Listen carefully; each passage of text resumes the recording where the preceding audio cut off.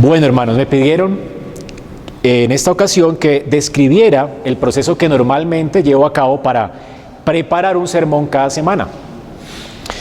Lo que hago, lo que estoy pensando, es la idea mientras estoy preparando el sermón en la oficina.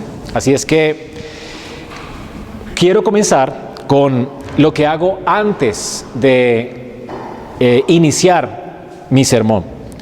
Lo primero que hago al sentarme, al preparar mi sermón, es meditar. Meditar sobre el papel que yo tengo como predicador. Es muy importante, ustedes que se están preparando para el ministerio, que normalmente ustedes puedan meditar acerca de la tarea que ustedes tienen que desarrollar como pastores.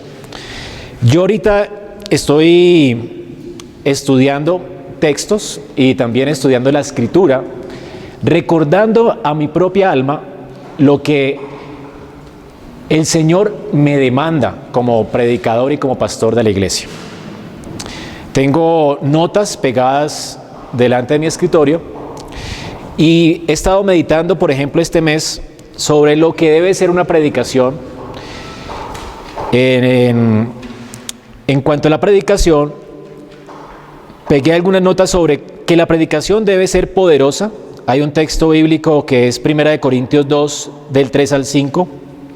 Dice la palabra de Dios: y estuve entre vosotros con debilidad y mucho temor y temblor, y ni mi palabra ni mi predicación fue con palabras persuasivas de humana sabiduría, sino con demostración del Espíritu y de poder, para que vuestra fe no esté fundada en la sabiduría de los hombres, sino en el poder de Dios.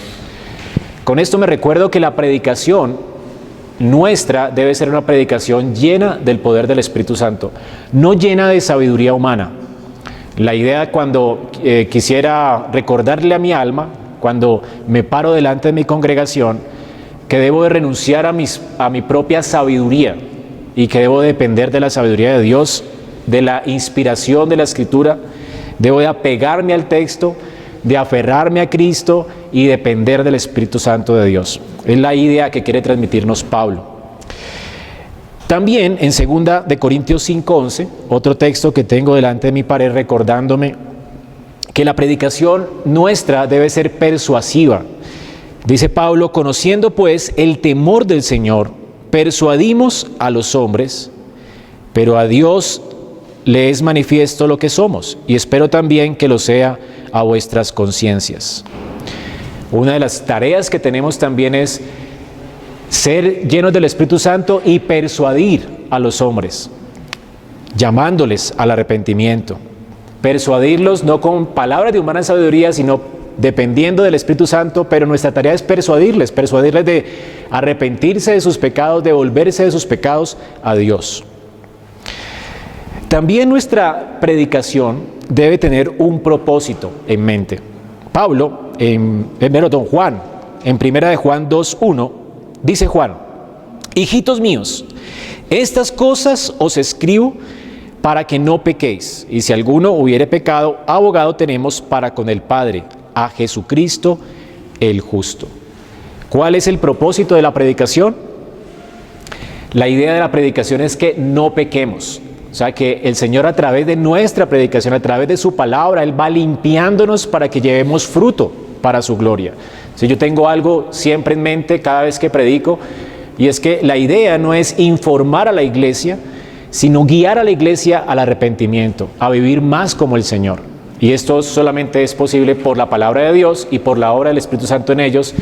Pero qué increíble que ustedes están siendo o somos instrumentos de Dios para esa transformación. Somos vasijas en la cual Dios deposita su palabra y su Espíritu para persuadir a nuestra congregación y guiarles al arrepentimiento y a la fe.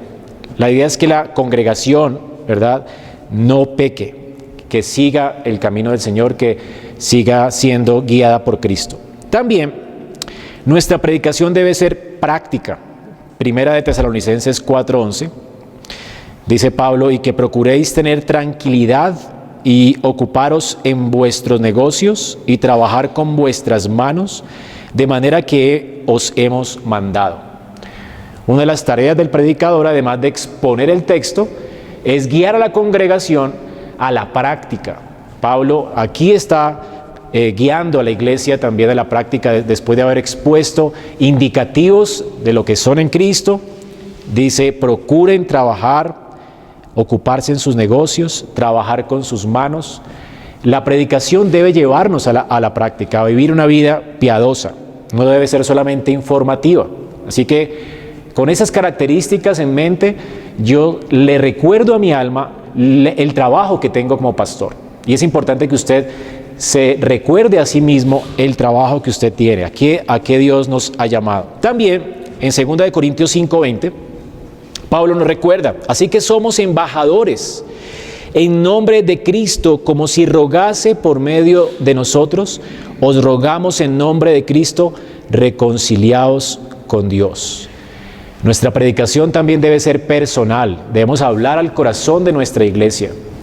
Y aquí Pablo está rogando a la iglesia, o Dios más bien rogando por medio de él. Debemos dejarnos usar por Dios, de manera que podamos rogarle a la congregación y a los hombres para que se reconcilien con Dios. Pablo habla de que somos embajadores en el nombre de Cristo. Así que nuestra tarea es una tarea muy personal, de corazón a corazón. También tengo presente en mi preparación que voy a tratar de exponer la palabra de Dios. Y esto realmente tenemos que recordarnos siempre estas cosas, porque la única que puede transformar el corazón de la iglesia es la palabra de Dios. Tenemos que vivir pues en dependencia de ella. Ella es la que santifica a los creyentes, ella es la que salva a los pecadores, es la única que puede salvar realmente. Así que, hermanos, dependemos de la Biblia, y quiero armarme con este pensamiento, porque así como la Biblia salva pecadores y transforma a la iglesia, también me transforma a mí. Al recordarme esto, debo de entender que mientras estudio un pasaje, no debo hacerlo de manera mecánica, como haciendo un trabajo. Ustedes no fueron llamados a una tarea común, sino una tarea santa. Exponernos a la palabra de Dios es un gran privilegio que tenemos como hombres. Creo que no hay otro privilegio más grande en esta tierra que servir al Señor exponiendo la palabra de Dios al pueblo de Dios. Así que, hermanos, cada semana debo de armarme con este pensamiento, humillándome delante de Dios, como Pablo dice, para estas cosas, ¿quién es suficiente? Debo de orar, pues, siempre que estoy en mi oficina y quiero comenzar a trabajar en mi sermón, debo de orar a Dios por iluminación. Porque si la palabra es palabra de Dios, yo soy un hombre tan ordinario, tan lleno de pensamientos equivocados en mi corazón, yo mismo necesito ser renovado en mi manera de pensar. Así que quiero ir a la Escritura para ser iluminado por ella y transformado por ella. Ruego pues a Dios que me dé iluminación y que me transforme a mí primero. Quiero ser herido con la Escritura antes de ir a la iglesia a sanarles con la Escritura. Yo necesito también realmente ser transformado. Yo necesito orar a Dios para que Dios transforme mi propio corazón. ¿Y en qué sentido oro a Dios para que transforme mi propio corazón? Realmente es importante que ustedes lean las cartas pastorales y recuerden o se recuerden a sí mismos lo que Dios demanda de todo ministro.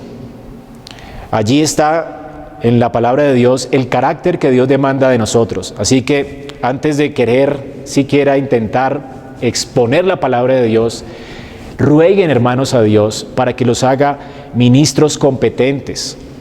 Rueguen a Dios para que les dé un carácter como el que está describiendo Pablo a Timoteo y a Tito.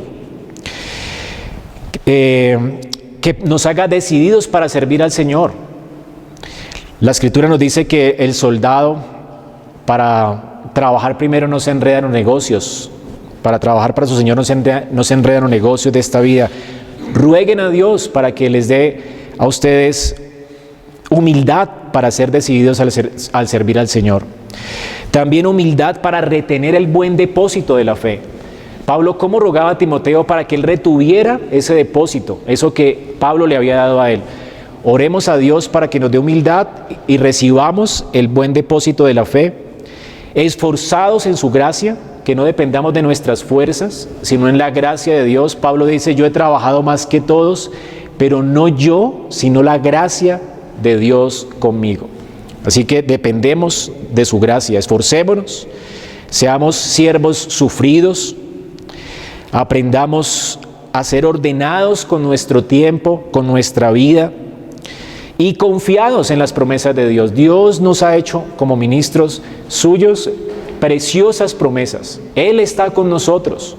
Él prometió guiarnos, Él prometió iluminarnos, Él ha prometido usarnos para su gloria. Así que dependamos de esas preciosas promesas de Dios para sus siervos. Y recordemos, una de las grandes promesas con las que siempre armo mi corazón es que la obra del Señor no es en vano. Nosotros trabajamos en una obra que nunca va a fracasar.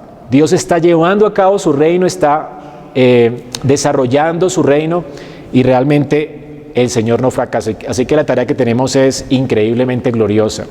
Tenemos un Dios que nos está usando en medio de nuestra debilidad para llevar a cabo sus propósitos eternos. También oremos para que nunca olvidemos cuán viles somos. Pablo se recordaba a sí mismo siempre su debilidad, su flaqueza.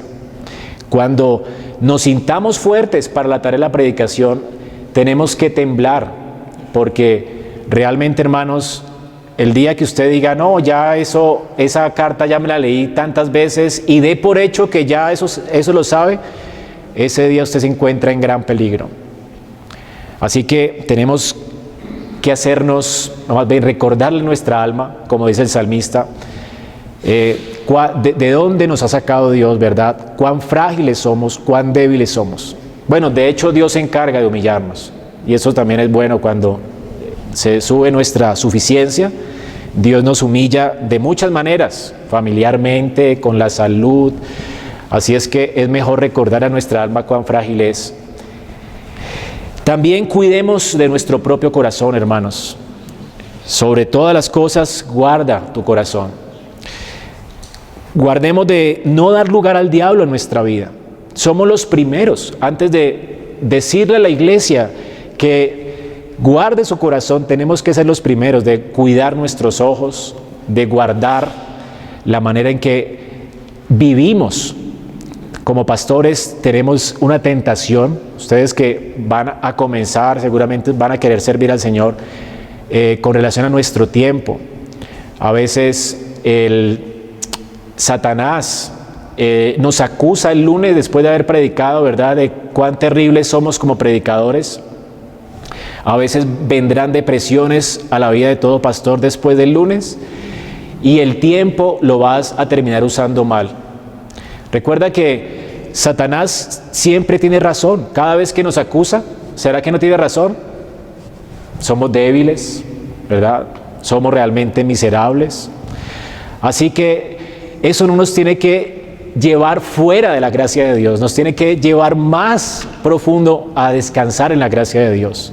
Entonces tienes que cada lunes recordarle a tu propia alma que realmente eres frágil, eres débil y que necesitas depender de la gracia de Dios para seguir adelante. No podemos alejarnos de Dios, tenemos que más bien acercarnos más a Él. Así que, hermanos, que la culpa o que tu condición miserable, tu incapacidad como pastor, las críticas de la iglesia nunca te lleven a abandonar la tarea, nunca te lleven a abandonar el trono de gracia, sino que nos acerquemos al trono de gracia para hallar oportuno socorro. Dios siempre nos da socorro, hermanos. Otra cosa es que tienes que cuidar tu corazón, porque la tarea pastoral es difícil. A veces, bueno, ahorita que el hermano estaba explicando, seguramente ahora explicaré cómo hacer un sermón, cómo bosquejar el texto, pero se ve sencillo. Aquí yo lo explico porque ya hice un trabajo que me cuesta normalmente entre 20 y 30 horas, pero no es sencillo. Aquí se ve sencillo y ustedes dirán, no, el pastor, ¿cómo sabe? Hermano, realmente, de hecho, cuando más estudio hermenéutica, me vuelvo más inútil. para la tarea. ¿Sí? Y a veces uno escucha, por ejemplo, ahorita que escuchamos a Douglas exponer la palabra y ver cómo él hace esas asociaciones tan maravillosas, cómo ve a Cristo en el texto. Ya cuando usted esté en la práctica haciendo eso, usted se va a sentir un fracaso, inútil. Así que eso también le pasa a Douglas, también me pasa a mí, ¿ok? Así que no se asusten por eso. Esto nos pasa a todos, somos realmente personas débiles. Nos cuesta mucho trabajo. Imagínate 20 horas de trabajo pensando. A veces yo he llegado al colmo de que después de que he bosquejado el texto, no he encontrado ni siquiera el pensamiento del autor. Leo comentarios y me confunden más. Y llega el sábado, el viernes, y yo todavía no sé qué voy a predicar. Y eso me estresa más. Y quisiera cambiar de texto, pero ¿saben qué es increíble? Cuando te humillas delante de Dios, Él siempre responde. Y eso realmente es una gran bendición, que seamos así de débiles para nuestro trabajo. Porque la gloria toda se la lleva a Dios, es el crédito que siempre se lo va a llevar Él. Dios no va a compartir su gloria contigo. Así que Él te va a humillar. Roguemos a Dios también que ponga un santo temor en nuestro corazón, de manera que no desmayemos nunca por la pereza. El trabajo de exégesis, el trabajo de buscar la manera de presentar mejor el texto para la iglesia, esto es una tarea que realmente requiere diligencia. Diligencia no solamente en tu estudio personal, sino diligencia en conocer a tu congregación. Los pastores, cuando nos encerramos en nuestra oficina sin conocer la iglesia, nos volvemos inefectivos. Podemos saber mucho de bosquejar el texto, podemos ser buenos en preparar el sermón, pero hermanos, necesitamos conocer a las ovejas. La Escritura habla también a nuestra necesidad de la necesidad del rebaño, y a veces estamos muy por encima de la necesidad de la iglesia si no conocemos la iglesia. Entonces, que el Señor nos haga diligentes para estudiar y para pastorear el rebaño. Que ponga santo temor, porque como dice David, que no hagamos ningún sacrificio que no nos cueste nada. ¿Ok? También que nos haga conscientes de el trabajo que tenemos, de manera que podamos decir con Pablo: para estas cosas, ¿quién es suficiente? Hermanos, somos insuficientes para la tarea que tenemos como pastores. Así que yo oro rogando a Dios esto, rogando que también me dé una mente lúcida para comprender mi sermón, y eventualmente, cuando estoy preparando el texto y cuando estoy haciendo la exégesis y estoy bosquejando mi texto, vuelvo a seguir orando. Y muchas veces, en medio de mi incapacidad de frustración, vuelvo a seguir orando y veo que realmente Dios siempre responde a la oración. Cuando veo que no entiendo el texto, realmente, cuando estoy, por ejemplo, predicando expositivamente una carta y no entiendo algo, lo tengo que pasar por alto. En el sentido de que debo de buscar algo realmente que haya conmovido mi propio ser, haya transformado mi propia alma y lo entienda. Los sermones más efectivos son los que tú entiendes, los que han transformado tu propia alma. No prediques si Dios no ha transformado tu propia alma. Así que antes de exponer tu sermón a la iglesia, humíllate como se humilló Jacob. Señor, de aquí no me muevo hasta que no me bendigas. Aplica esto a mi vida. ¿Qué pecados debo confesar? ¿Qué cosas quieres transformar en mí? Hermanos, estos son los sermones más efectivos. Y realmente, usted, mientras más pasa tiempo exponiendo la palabra de Dios, estudiando la palabra de Dios, usted es el que va a madurar más en la iglesia. Y va a poder realmente cumplir con este santo deber de ser ejemplo a la grey. Puedo decir como Pablo: sean imitadores de mí como yo de Cristo. Pero tú eres el que debes ir adelante, no en conocimiento, sino en humillación, humillados frente a la palabra de Dios, que ella sea la que te transforme primero a ti.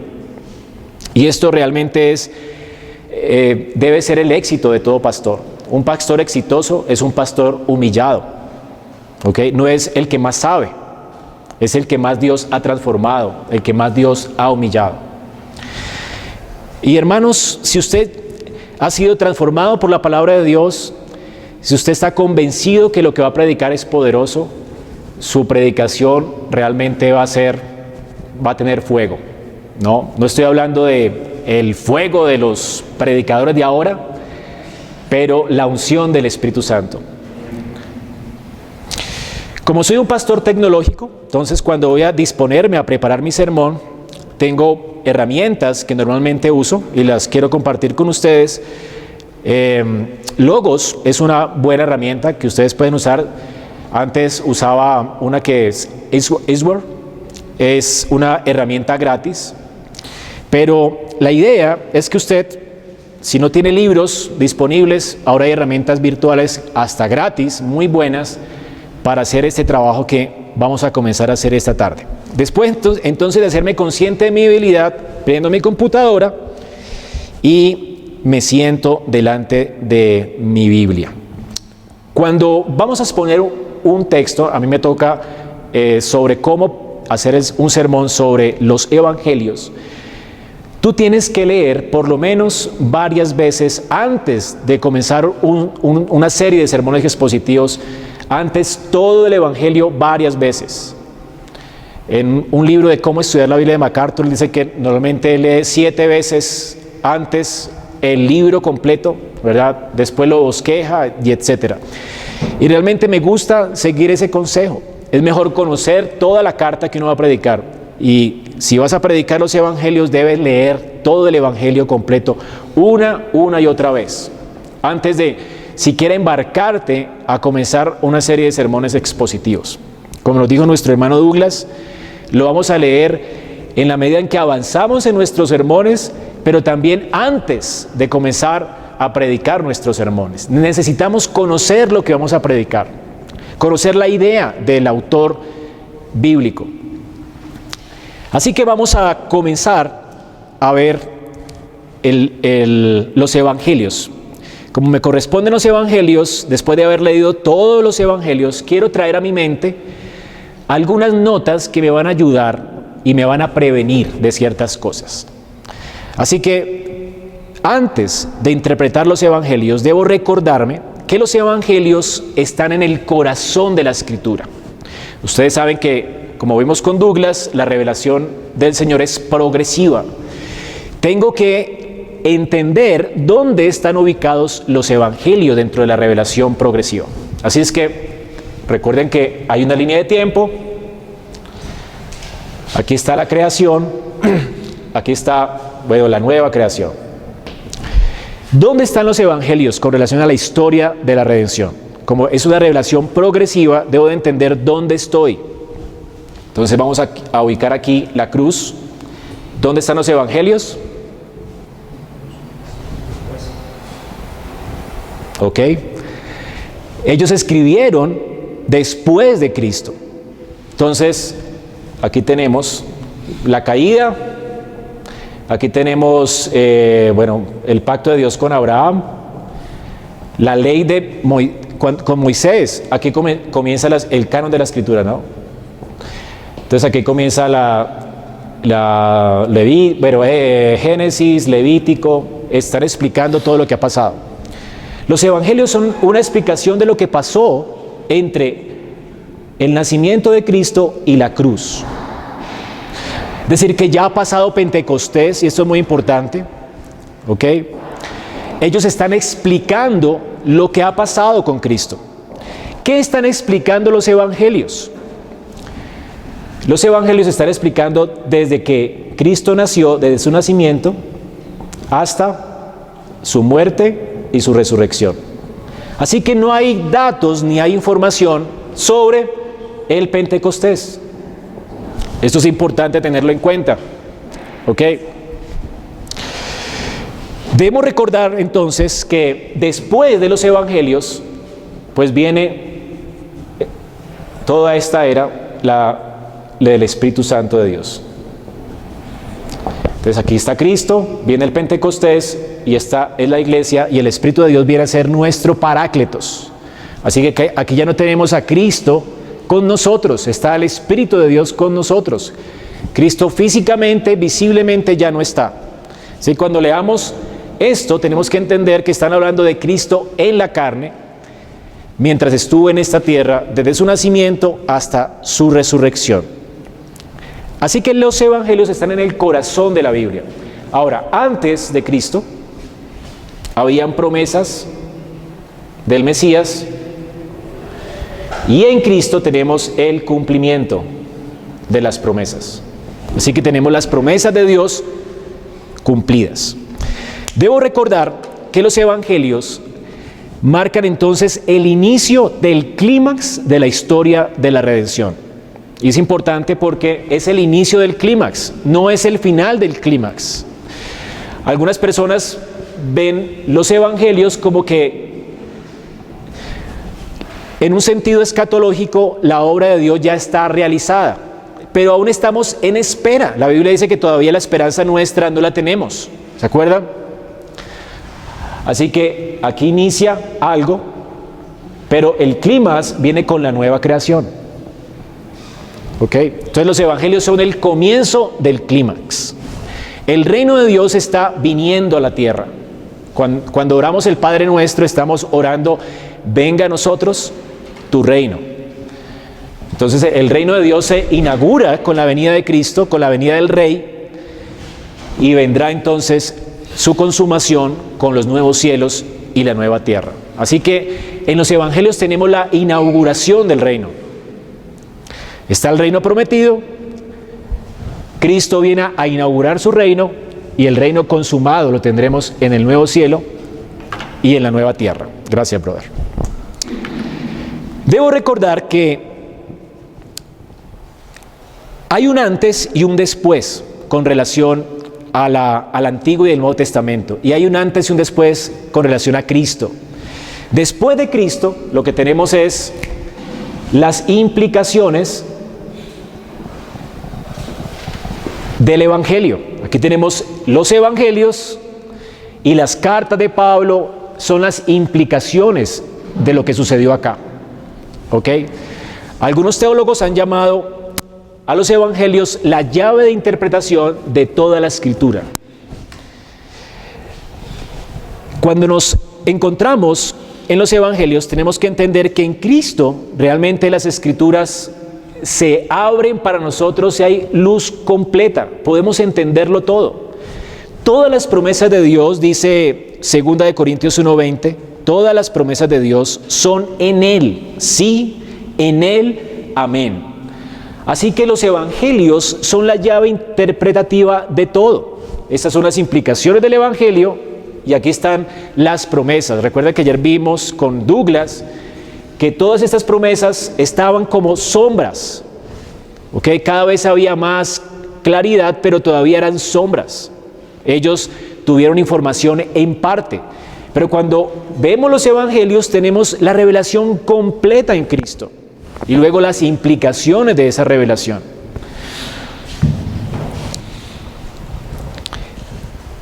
Debo recordar también que los evangelios son en sí mismo un género literario. Entonces, hay varios géneros literarios en la Escritura. Bueno, los evangelios son un género literario. Eso es muy importante. ¿Por qué? Los evangelios no son una autobiografía, ni tampoco es un texto que habla de una biografía de una persona. De hecho, es completamente distinto a todas las biografías que se escribían en el tiempo de Jesús. En el tiempo de Jesús, las biografías de los grandes hombres de ese tiempo siempre terminaban con las victorias de un hombre. De hecho, no valía la pena leer una biografía si no era de hombres reconocidos que tenían grandes victorias. Mientras, ¿cómo terminan los evangelios? Con un hombre en una cruz. Qué vergonzoso, ¿no? Pablo dice que para los judíos era tropezadero y para los griegos era ¿qué? Los evangelios, pues, no son una autobiografía ni una biografía de grandes héroes. De hecho, nuestro gran héroe termina en una cruz, y eso es una vergüenza. A nadie le interesaría leer una biografía de un hombre que termina en una cruz, ¿verdad? Como un criminal. Así que está lejos de ser una autobiografía como las biografías grecorromanas de su tiempo. ¿Qué es el género evangelio? ¿A qué se refiere el género evangelio?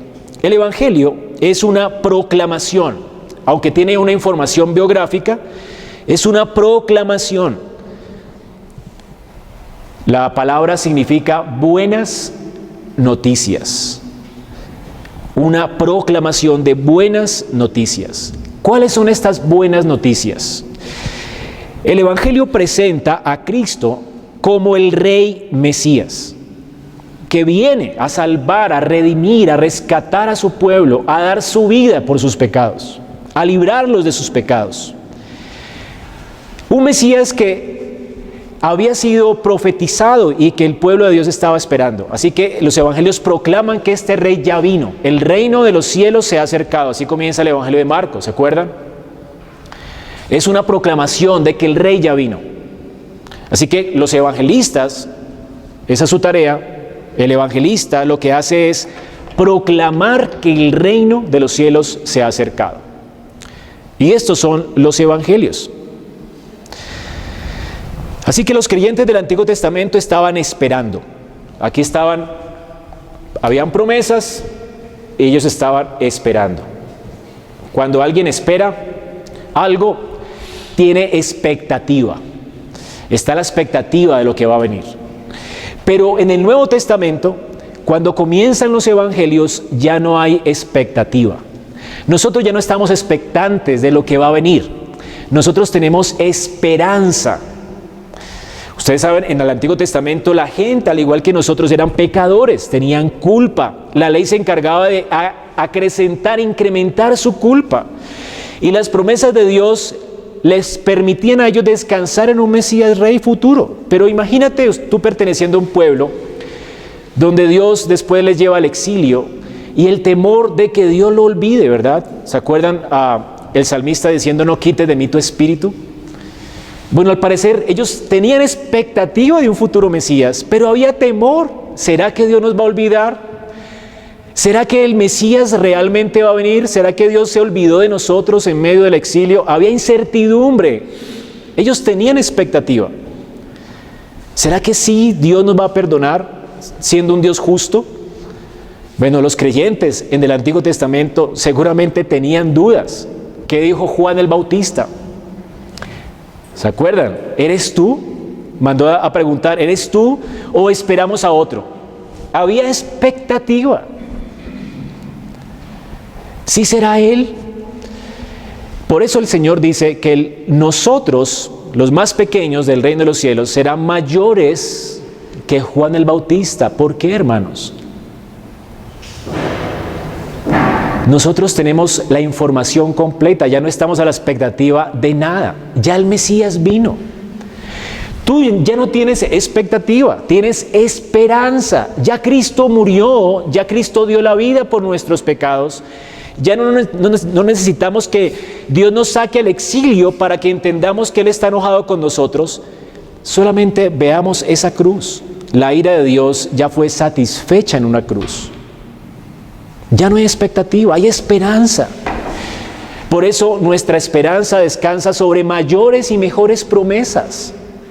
De este lado, de la historia de la redención, los creyentes somos muy bienaventurados. Hay mucha más luz.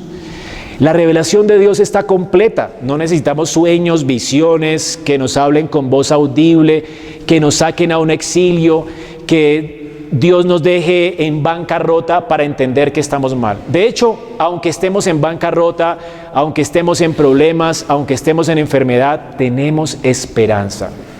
¿Ves la vida de Pablo? ¿Cuánto no sufrió Pablo, el apóstol? Él vio eso como parte de la disciplina de Dios. Este hombre siempre vivió con esperanza, porque el Rey ya había venido, el Mesías ya había dado la vida por nosotros. Y los evangelios pues nos muestran a este rey que ya vino. Así que la palabra evangelio, que significa buenas nuevas, es lo que están ellos exponiéndonos a nosotros, es esta proclamación de buenas noticias. O sea, es una proclamación de que el reino de Dios ya ha venido a la tierra en la persona de Cristo. Y esta noticia tiene como propósito llamar a los hombres a la fe en Jesucristo. ¿Cuál es el propósito de los evangelios?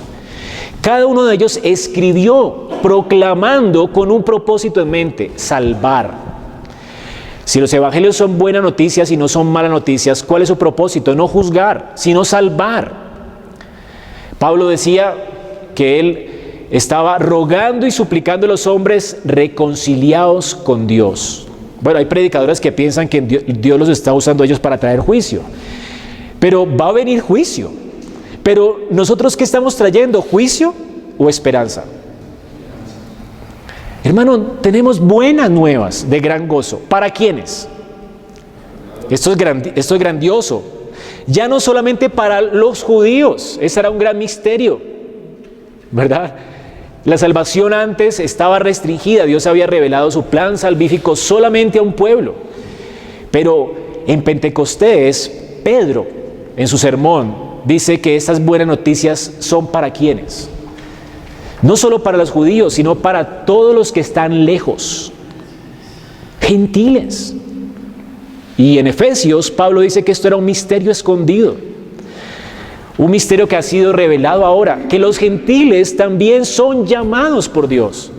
Así que cuando predicamos los evangelios, cuando predicamos el evangelio, los evangelistas, cuando están escribiendo estos evangelios, están llamando a los hombres a reconciliarse con Dios, están mostrando que Cristo es el Mesías, el Rey que ya vino y que en Él tenemos esperanza. Él vino, vivió una vida completamente santa y justa, aunque fue menospreciado por los hombres y murió en una cruz por nuestros pecados. Él resucitó de entre los muertos. Cristo es pues el Rey Mesías prometido del Antiguo Testamento que ya vino. Esta es la proclamación de los evangelios. Los evangelios pues son una buena noticia de que Cristo es Salvador. También debemos evitar algunos errores comunes para estudiar los evangelios. Algunos errores comunes, ¿cuáles son? En primer lugar, yo recuerdo, cada vez que quiero predicar un sermón, debo recordarle a mi alma que no puedo verme en la historia de los evangelios. Cada evangelista tenía un propósito, aunque el propósito de ellos era, claro, salvar, proclamar buenas nuevas. Cada uno de ellos estaba hablando a una audiencia específica. Así que no me están hablando primariamente a mí, están hablándole a alguien más. Usted recuerda Lucas, ¿a quién le hablaba? Excelentísimo Teófilo. Juan está queriendo convencer a judíos y griegos, ¿verdad?, de que Cristo es Dios, el Señor. Está Mateo hablando a una audiencia judía. Una y otra vez en la carta de Mateo, en el Evangelio de Mateo, Mateo está recordándonos cómo está escrito. Una y otra vez, ¿se acuerdan? Que el Señor cumplió lo que estaba escrito. Así que cada uno de los evangelistas tenía en mente una audiencia. No podemos pues vernos a nosotros mismos allí. Lo otro es que nosotros no somos judíos y Jesús, cuando vino, principalmente vino ¿a quiénes? Y Él escogió apóstoles. A veces cometemos el error de tomar promesas de Jesús y convertirlas en nuestras. ¿Cuántas veces la gente ha leído, por ejemplo, el texto de la promesa del Espíritu Santo? ¿Recuerdan? Vendrá el Espíritu y os recordará todas las cosas que os he hablado. Bueno, eso está en un contexto. Y Jesús dijo esas palabras para alguien específicamente, para sus 12 apóstoles. Así que no es una promesa en particular para mí. Si yo tomo esa promesa, ¿verdad?, no se preocupen cómo han de hablar, por ejemplo, ¿se acuerdan? Porque yo les recordaré todas las cosas.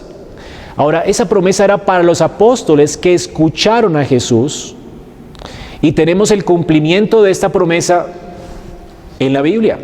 Ellos escribieron sermones completos de Cristo, los recordaron completamente porque el Espíritu de Dios que vino sobre ellos los inspiró de manera que pudiéramos tener el testimonio de los apóstoles. Así que tenemos que ir a la Escritura entendiendo el propósito del autor. Él está contando la historia inspirado por Dios, lo que recuerda de las cosas que Cristo habló, de las cosas que sucedieron, pero principalmente eso no se trata de nosotros. Claro, esto afecta a nuestra vida, trae esperanza a nuestra vida. Podemos confiar en la palabra de Dios, pero realmente no se trata principalmente de nosotros. Hay promesas para ellos, hay cosas que sucedieron en ese tiempo, hay cosas que Jesús habló exclusivamente para ese contexto, pero que realmente no son para nosotros, ¿ok? Aunque de alguna manera nos afectan y nos da esperanza. También debo tener cuidado con diluir las palabras de Jesús o suavizarlas. Jesús, cuando por ejemplo denuncia a los fariseos, a veces tratamos de diluir sus palabras, o cuando llama a la gente al arrepentimiento, cuando nos llama a negarnos a nosotros mismos y a seguirlo, tratamos de diluir sus palabras y tenemos que cuidarnos de nunca diluir sus palabras. También debemos evitar el moralismo. Cuando hablamos, por ejemplo, y estamos leyendo el Sermón del Monte y queremos explicarlo, tenemos que evitar el moralismo. Recuerden que el contexto del Evangelio está en el contexto de un pacto de gracia. Tenemos que cuidarnos. Cuando, por ejemplo, estamos estudiando el Sermón de la Montaña, no son bienaventurado el que llora, no es que tengo que llorar para ser bienaventurado. El texto está indicándonos quiénes son los bienaventurados, no diciendo qué tenemos que hacer para ser bienaventurados. Es igual que Éxodo 20. Hay un contraste entre Éxodo 20, Dios viniendo a darle su ley al pueblo, y Jesús sentado en el monte, exponiendo la ley y explicándola al pueblo. Así que tenemos que tener en cuenta que los evangelios están en el contexto de un pacto de gracia. Así que hay que evitar el moralismo y caer en el moralismo. Evitar también imponer mis ideas al texto. Debo de entender que como cada autor o cada evangelista tenía en mente a alguien, debemos tratar de entender cómo la idea de él va fluyendo. Yo cometí un error como principiante al exponer los evangelios. Tomé todos los evangelios y los agrupé, hice una serie de sermones expositivos de todos los evangelios agrupados, como una armonía de los evangelios, ¿ok? Sobre la vida de Jesús. Se llamó Siguiendo sus Pesadas. Aunque fue una buena serie, desafortunadamente no tomé en cuenta que cada uno de los evangelios tiene una idea en mente. No puedo tratar de agruparlos para contar la historia de Jesús, porque cada uno de ellos tiene una idea en mente, tiene un flujo de pensamiento, tiene una intención, el autor tiene una intención, ¿ok? Entonces, por eso, cada evangelista va organizando sus ideas. Tú no vas a ver el mismo orden en los evangelios. Lucas tenía un propósito en mente, él organiza las cosas según acontecieron. Mateo tenía una idea en mente, él quiere convencer a los judíos que Jesucristo es el Rey. Es una carta que habla del reino de Dios, viniendo, que Él es el Rey que había sido prometido. Y así él va argumentando, Mateo va argumentando, y él coloca a propósito cada cosa y no necesariamente lo hace en orden como Lucas. Juan quiere argumentar también que Jesucristo es Dios con nosotros. Y cuando Juan está argumentando, no necesariamente él va siguiendo toda la cronología de Cristo. De hecho, él habla hasta el capítulo 12 del ministerio de Jesús y después del último tiempo de Jesús. Y él salta casi que gran parte del ministerio de Cristo, ¿verdad? Porque su propósito es mostrar que Cristo es el Mesías. Entonces, cada uno de los autores de los evangelios tiene en mente una idea. Él tiene y va llevando un pensamiento. Usted no puede leer un libro, cuando comienza por la mitad del libro a leerlo, usted se va a perder, ¿cierto? Igual pasa con los evangelios. Ellos tienen en mente algo. Ellos quieren convencer al lector de algo. Así que ten en cuenta eso. Cuando lea los evangelios, cada uno de ellos aparte, ¿ok? Ustedes han visto personas que colocan en tela de duda la inspiración de los evangelios y dice que los evangelios se contradicen. ¿Se acuerdan, por ejemplo, cuando Jesús sana 3 leprosos en un evangelio? Y en el otro evangelio dice que sanó solamente un leproso. Entonces la gente dice, ¿sí ve que la Biblia se equivoca? ¿Quién está mintiendo? ¿Alguno está mintiendo? No, ninguno está mintiendo. Son 4 testimonios diferentes. Y cada uno de esos testimonios tiene en mente a una persona en particular. Así que Lucas, como médico, tal vez se fija en que 3 leprosos se sanaron, ¿verdad? El otro no tomó en cuenta los 3 leprosos. Marcos quería contar lo que Jesús hizo, así que lo que más le impresionó a él fue un leproso. Pero no están mintiendo, ¿ok? Uno completa al otro, con la información de uno podemos ver la coherencia de los evangelios, pero cada uno está siguiendo una idea particular. Y esto es importante. También debo tener en cuenta que en los evangelios, aunque en sí ellos mismos son una narrativa, un estilo de narrativa, hay varios estilos de narrativa dentro del evangelio. Están, por ejemplo, las parábolas. Hay muchas parábolas, ironías, hay narrativa, hay diálogos, hay sermones. Hay muchos estilos literarios dentro del estilo literario del evangelio. También tenemos que tener en cuenta eso para interpretar correctamente el texto.